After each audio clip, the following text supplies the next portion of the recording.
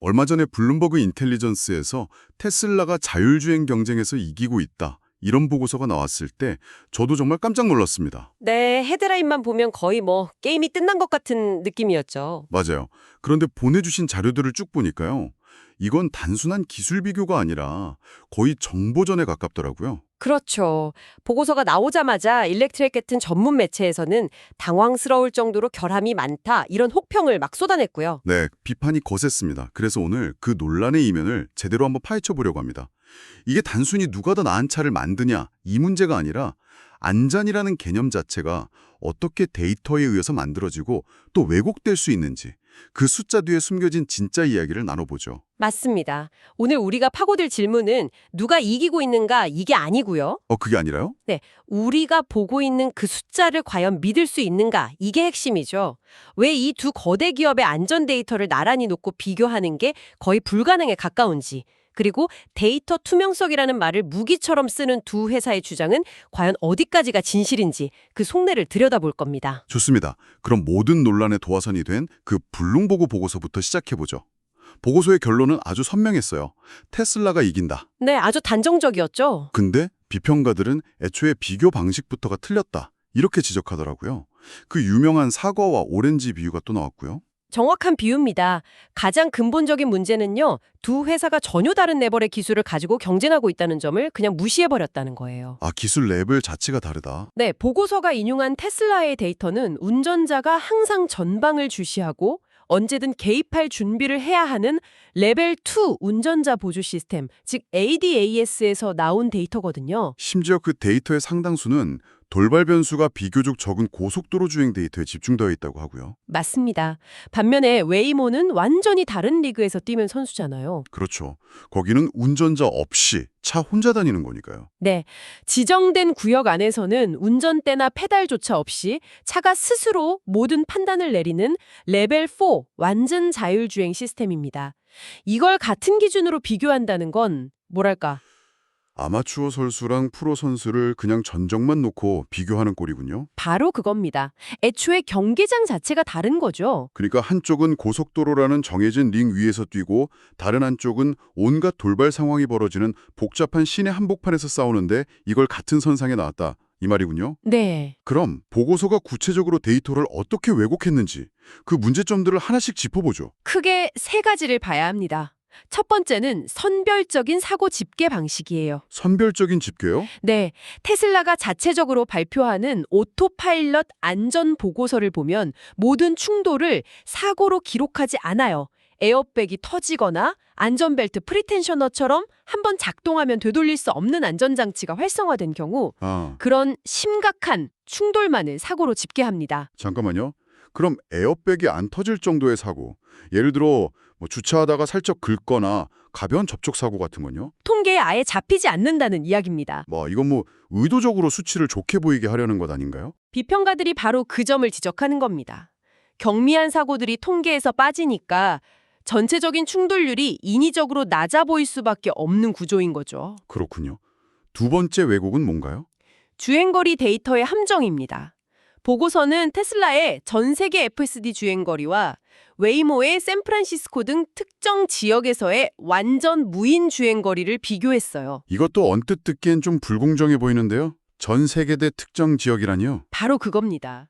웨이모는 샌프란시스코뿐만 아니라 피닉스 같은 여러 도시에서 이미 총 7,100만 마일, 그러니까 1억 킬로미터가 넘는 완전 자율주행 기록을 쌓았거든요. 꽤 많은 거리네요. 그렇죠. 그런데 보고서는 이 사실을 의도적으로 축소하고 가장 까다로운 환경인 샌프란시스코 데이터만 콕 집어서 비교한 거죠. 반면에 테슬라는 상대적으로 주행이 쉬운 고속도로 주행이 대부분인 전 세계 데이터를 다 합쳐서 보여주고요. 단연히 더 길고 안전해 보일 수밖에 없는 구조입니다. 결국 데이터의 양뿐만 아니라 질도 완전히 다른데 그걸 그냥 무시해버렸군요.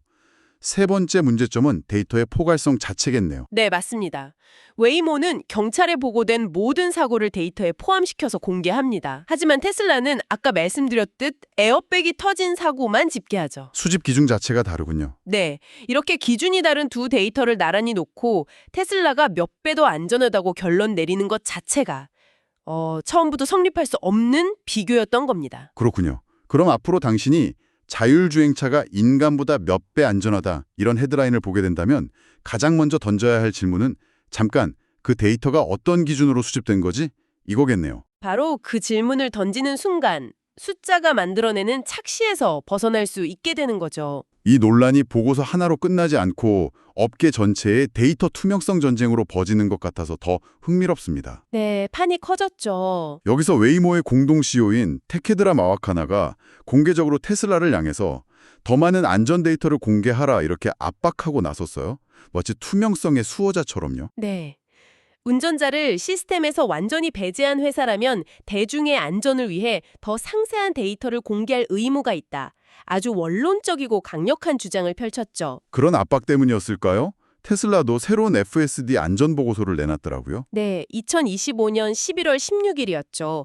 내용을 보면 FSD를 켰을 때 약 500만 마일, 즉 800만 킬로미터당 1건의 주요 충돌이 발생했다고 발표했습니다. 500만 마일당 1건이요? 미국 도로교통안전국 NHTSA가 집계한 인간 운전자 평균이 약 70만 마일당 1건이니까 와, 숫자만 보면 인간보다 7배 이상 안전하다는 거잖아요. 그렇죠. 수치 자체는 대단해 보이죠. 하지만 아까 배운 게 있으니 의심부터 하게 됩니다. 이번에도 주요 충돌이라는 단서가 붙었죠. 역시 예리하시네요. 맞습니다. 그 주요 충돌의 정의는 여전히 에어백 전개 기준을 그대로 사용하고 있습니다. 아, 경미한 사고는 또 빠졌군요. 네. 심지어 테슬라는 신뢰할 수 있는 지표에만 집중하겠다. 이런 이유를 대면서 부상률 데이터는 아예 공개하지 않겠다고 선을 그었습니다. 겉으로는 데이터를 공개하는 척하지만 진짜 중요한 건 쏙 빼놓은 셈이네요. 그런 비판을 피하기 어렵죠. 그런데 여기서 정말 드라마 같은 반전이 있더라고요. 보내주신 자료 보고 저도 좀 놀랐는데 지금은 이렇게 투명성의 화신처럼 말하는 웨이모가 불과 몇 년 전에는 정반대의 행보를 보였다는 겁니다. 아, 그 소송 말씀이시군요. 네, 2022년에 캘리포니아 차량관리국 DMV를 상대로 소송까지 걸었죠. 그야말로 아이러니의 극치라고 할 수 있죠. 당시 공공기록물 공개 요청에 따라 DMV가 웨이모의 안전 관련 정보를 공개하려고 하니까 웨이모가 이건 우리 영업비밀이다 라면서 공개를 막아달라고 소송을 낸 사건입니다. 지금 입장과는 정말 180도 다른데요. 완전히 다르죠. 그때 웨이모가 그렇게 필사적으로 숨기려 했던 정보가 대체 뭐였습니까? 정말 놀라운 내용들입니다. 비상 상황이 발생했을 때 어떻게 대처하는지에 대한 계획, 차량이 정해진 경로를 벗어났을 때의 조치 매뉴얼, 그런 기본적인 것까지요? 네, 심지어 터널이나 급커브, 가파른 언덕 같은 특정 환경에서 주행에 어떤 제약이 있는가에 대한 정보까지 포함되어 있었어요. 와, 가장 결정적인 건 자율주행차와 관련된 충돌 사고에 대한 설명 자료까지도 영업비밀이라면서 감추려고 했다는 점입니다. 이건 정말 뭐랄까 위선적이라는 말밖에 안 나오는데요.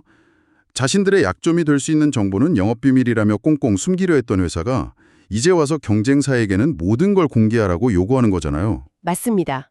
데이터 투명성이라는 가치가 기업의 상황과 전략에 따라 얼마나 쉽게 변할 수 있는지를 명확하게 보여주는 사례인 거죠. 결국 공개석상에서 하는 말과 실제 행동이 다르다는 건데 그 진짜 속내가 드러나는 곳이 바로 규제기관 앞이겠군요. 네, 바로 그렇죠. 캘리포니아에서 벌어지는 로비전, 이건 정말 흥미롭더라고요. 이 데이터 전쟁의 진짜 싸움터는 바로 규제기관의 회의실입니다.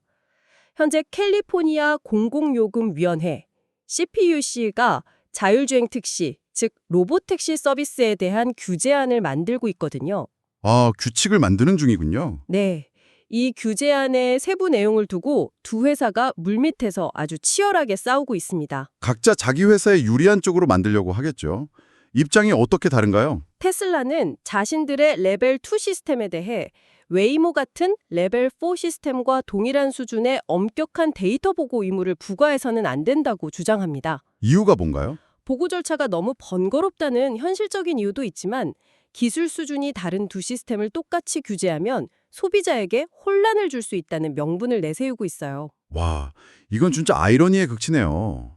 소비자에게 혼란을 준다는 주장을 세상에서 가장 혼란스러운 마케팅 용어인 완전 자율주행, Full Self Driving을 수년째 쓰고 있는 회사가 하고 있다니요? 바로 그 점이 이 싸움의 본질을 보여주는 거죠.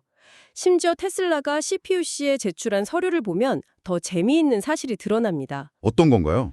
캘리포니아에서 운영 중인 일부 테슬라의 소위 로보택시 서비스가 실제로는 FSD를 전혀 사용하지 않거나 주행 중에 일부 구간에서만 사용하는 것으로 밝혀졌어요. 잠깐만요. 그럼 이름만 로보택시지 사실상 사람이 운전하는 테슬라 버전 우버나 다름없다는 거잖아요. 그렇게 볼려지가 충분합니다.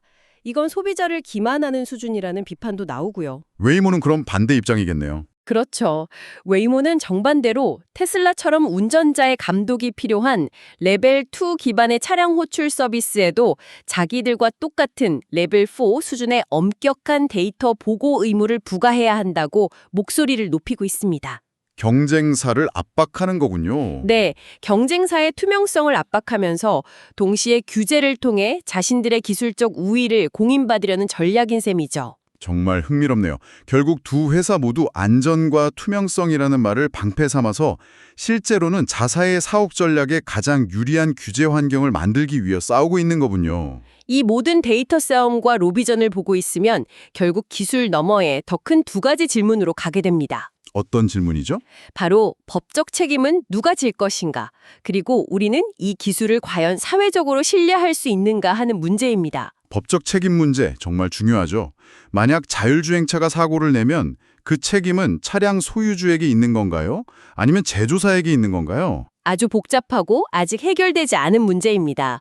예를 들어 텍사스 주법은 차량 소유주에게 책임이 있다고 명시하고 있어요. 소유주요? 네, 하지만 테슬라는 자신들의 시스템은 어디까지나 운전자 보조 시스템이기 때문에 사고의 최종 책임은 항상 운전자에게 있다고 주장하죠. 정말 황당한 상황이 벌어질 수도 있겠네요. 로보택시를 탔는데 사고가 나면. 그 책임 소재가 아주 불분명해지는 그런 법적 회색지대입니다. 연방정부 차원의 명확한 규제가 없다는 것도 문제겠고요. 그렇습니다. NHTSA는 아직 포괄적인 규정을 만들기보다는 주로 사고가 타진 후에 조사에 착수하는 방식으로 대응하고 있거든요. 아, 흥미로운 건 최근 NHTSA가 웨이모 차량에 대한 예비 평가에 착수했다는 점입니다. 웨이모도요?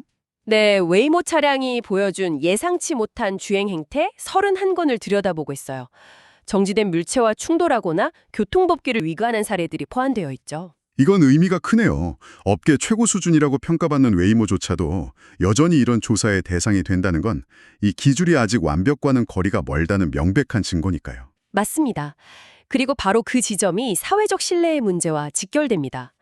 블룸버그 보고서처럼 결함 있는 정보가 마치 사실인 양 퍼져나가거나 최근에 영상도 있었죠. 텍사스 오스틴에서 테스트 중인 테슬라 로보택시가 갑자기 중앙선을 넘어 역주행하는. 네, 맞아요. 어린이 보호구역에서 과속하는 모습도 있었고요.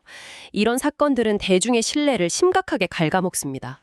기술 발전 속도만큼이나 어쩌면 그 이상으로 중요한 게 바로 이 신뢰를 쌓는 일이겠네요. 그렇죠. 아무리 기술이 발전해도 사람들이 그 기술을 믿지 못하면 자율주행 시대는 결코 오지 않을 겁니다. 기술이라는 자산만큼이나 이 신뢰라는 자산이 중요한 이유입니다. 오늘 이야기를 나눠보니까 자율주행 기술 경쟁이라는 게 단순히 더 똑똑한 인공지능을 만드는 싸움이 아니었네요. 네, 그 이면이 훨씬 복잡하죠. 데이터를 어떻게 수집하고 어떻게 포장하며 누구에게 어떤 방식으로 공개할 것인지를 둘러싼 뭐랄까 안전이라는 단어의 정의를 누가 차지할 것인가를 두고 벌이는 거대한 체스 게임 같다는 생각이 듭니다. 아주 적절한 비유입니다. 테슬라는 실제 도로를 달리는 수많은 차량에서 데이터를 얻어서 빠르게 발전하는 방식을, 웨이모는 통제된 환경에서 완벽에 가까운 기술을 증명하려는 신중한 방식을 택했고요. 그 과정에서 투에서 모두 때로는 투명성을 외치다가도 때로는 데이터를 숨기려 하는 모순적인 모습을 보여줬습니다. 문을 던지곤 합니다. 네, 가장 궁금한 질문이죠. 하지만 오늘 우리가 살펴본 이 모든 것들을 고려해 보면 어쩌면 우리가 던져야 할 더 근본적인 질문은 따로 있는 것 같습니다. 어떤 질문일까요? 표준화된 데이터 보고 기준조차 없는 이 세상에서 우리는 과연 누가 안전을 정의하도록 믿고 맡겨야 할까요? 자동차를 더 많이 팔고 싶어하는 기업일까요? 택시 서비스를 장악하고 싶어하는 기업일까요? 아니면 아직 완성되지도 않은 기술의 규칙을 쓰기 위해 고군분투하는 정부기관일까요? 당신은 누구의 말을 믿으시겠습니까? 한번 깊이 생각해 볼 문제입니다.